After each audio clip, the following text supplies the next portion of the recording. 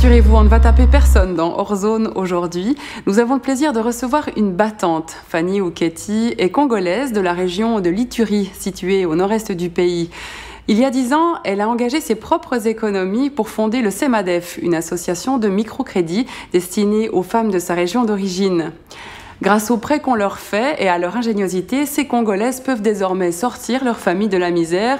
C'est un travail de titan, mais Fanny n'est pas du style à baisser les bras.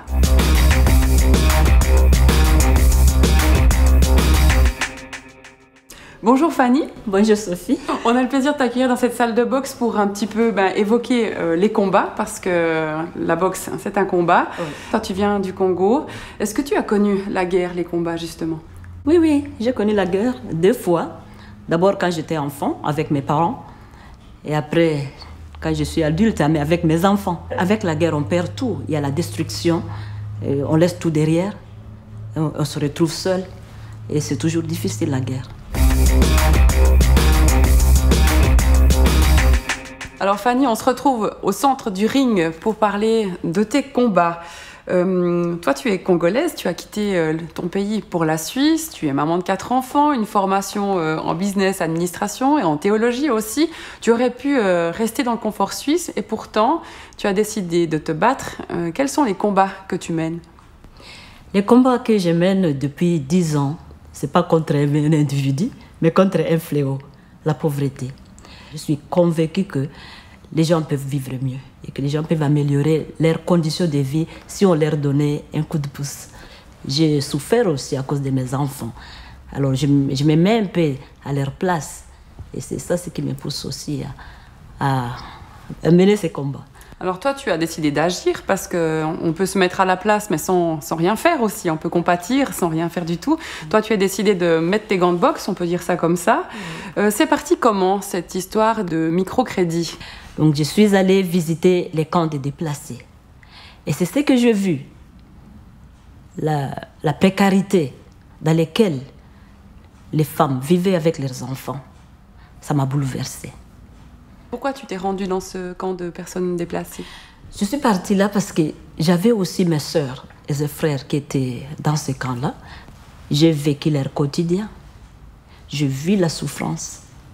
Et j'ai pu mesurer les degrés de souffrance de ces familles-là. Et c'est ça ce qui m'a vraiment bouleversée et qui m'a poussée aussi à m'engager. Ça vient d'où l'idée? Tu étais dans ce camp de réfugiés, tu t'es dit quoi? Il faudrait que je donne de l'argent à tout le monde, il faudrait que je prête quelque chose? Ça, c'est parti d'où? L'idée des microcrédits n'est pas venue de moi.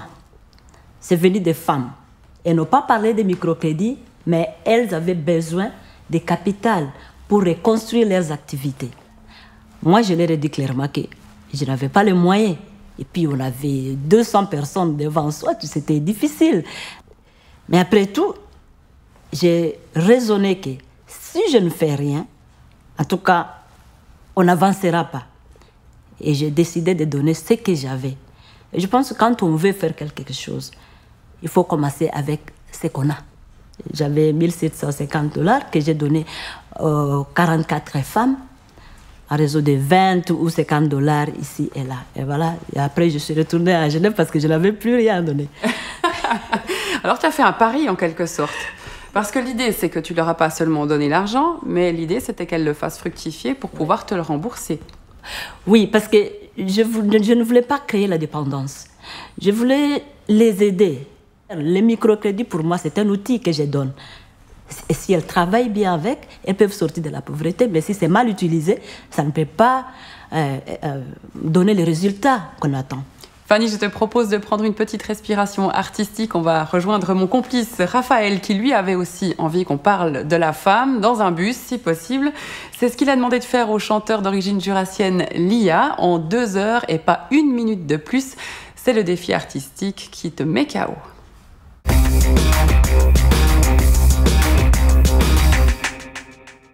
Alors le système de microcrédit, Fanny, il fonctionne comment, le système de base? Les femmes se mettent à 5. Donc, chaque membre du CEMADEF, chaque bénéficiaire, fait partie d'un groupe de 5. Pourquoi nous avons ce système? C'est tout simplement parce que nous ne demandons pas de garanties à ces femmes-là, parce qu'elles n'en ont pas. Alors, dans ce groupe, les prêts est individuel. Mais le groupe est co-responsable de la totalité de la somme confiée au groupe. Bien sûr que nous travaillons avec les femmes qui n'ont pas de diplôme pour travailler au bureau, par exemple. Bien qu'on a aussi les enseignantes et les infirmières qui sont aussi au CEMADEF, tout simplement parce que leur salaire ne suffit pas pour subvenir aux besoins de la famille. Quand elles arrivent, elles connaissent déjà ce qu'elles vont faire, parce que ce sont des femmes qui sont déjà dans les activités. Alors, les activités, à 70%, ce sont les achats et ventes des produits alimentaires. Mais à part cela, il y a aussi la couture, par exemple. Il y a des femmes qui font la couture. Et puis, elles arrivent aussi à engager d'autres jeunes filles. Il y a encore des femmes qui font les restaurants.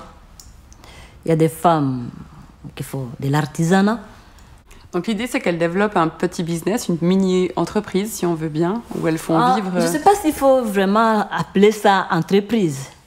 Parce qu'à ce niveau-là, nous donnons des prêts moyens de 100 $, de 50. Avec 50, 100, on ne peut pas vraiment ouvrir une entreprise. C'est juste de subvenir aux besoins de la famille en nourriture, frais scolaires et soins médicaux. Et ça, c'est la base même. Est-ce qu'elles arrivent à vous rembourser, ces femmes? Oui, elles arrivent à rembourser parce qu'il y a déjà ce système de groupe, de solidarité de groupe, parce que les prêts sont renouvelables plusieurs fois jusqu'à ce que nous voyons réellement qu'il y a changement dans leur vie. Alors, si elles veulent recevoir encore un autre prêt, il faut qu'elles payent les précédents. Le changement de vie, c'est important. C'est quoi les histoires qui t'ont marqué de ces changements de vie qui incarnent davantage encore ton engagement? Oui, Myriam, elle était parmi les femmes les plus pauvres quand elle est venue au CEMADEF. Elle était abandonnée par son mari. Elle a 3 enfants. Et elle a reçu son premier prêt de 20 $. Mais elle était tellement contente avec ces 20 $ qu'elle est partie investir cet argent dans ses activités. Elle a fait quoi? Elle vendait des tomates, des oignons. Ce sont des petites histoires comme ça qu'elle vendait. Mais elle a progressé. Et après le premier cycle de prêt, elle est venue demander 50 $. Et jusqu'à arriver à 300 $ aujourd'hui. Mais ce qui m'a beaucoup touchée dans l'histoire de Myriam, c'est qu'en 2008, nous avons connu vraiment une période très très difficile, là où on a perdu aussi de l'argent, parce qu'il y avait la délinquance des femmes qui ne voulaient pas rembourser de l'argent. Et Myriam s'est levée. Elle a commencé à faire de porte en porte pour aller réclamer l'argent du CEMADEF. D'elle-même. Alors, elle ramenait de l'argent au bureau. Ça a vraiment attiré mon attention. Je me dis, mais qui est cette femme? Et puis elle était honnête. Elle ramenait l'argent au bureau. Après cela, nous avons décidé de l'engager comme agent de suivi. Parce qu'elle a fait tellement bien qu'on ne pouvait pas trouver mieux à ce moment-là. Alors les résultats sont plutôt en votre faveur si on prend les derniers chiffres. Oui, jusque-là, oui. C'est devenu CEMADEF, on est parti des 1 700 $ que tu avais mis de ta poche. Aujourd'hui, on a un capital d'à peu près 600 000 francs ou dollars, puisqu'on n'est pas loin. L'association compte aujourd'hui 7 centres à travers le pays. Et puis, il y a même une association de soutien qui est en Suisse, qui s'appelle Asafi, qui vous récolte des fonds pour soutenir votre travail sur place. Il y a un taux de remboursement d'à peu près 95 à 98% de réussite. C'est énorme. Et puis, des 40 femmes du départ, il y en a 8 500 qui sont aujourd'hui bénéficiaires de vos prêts. Donc, ça marche plutôt bien. Toi, le fruit de ce travail-là, ça te fait quoi de savoir ce succès-là? En fait, quand on réalise qu'on est en train de faire du bien à d'autres personnes, ça fait du bien aussi à soi-même. Mais par rapport aux besoins qui sont sur place, on n'a pas vraiment encore atteint même la moitié de ce qu'on pense faire. Donc tu n'es pas fatiguée? Non, je ne suis pas encore fatiguée. Merci Fanny, en tout cas on est très heureux de ton énergie. Nous allons nous quitter, mais si vous souhaitez retrouver l'histoire de Fanny, eh bien vous pouvez la découvrir dans ce livre, Parole aux femmes, édité par Stop Pauvreté. Et puis, à noter qu'Asafi, l'association qui soutient le travail de Fanny au Congo depuis la Suisse, organise une exposition collective qui rassemblera 21 artistes au CIP de Tramelan. Et ça se passera du 6 au 29 mars. À noter encore que le 26 mars, une table ronde au même endroit aura lieu pour répondre à la question suivante. Investir dans le microcrédit comme outil d'aide au développement, quels enjeux? Avis aux intéressés. Quant à nous, eh bien, on vous met hors zone dans un mois, même heure, mais pas même endroit. Bye bye.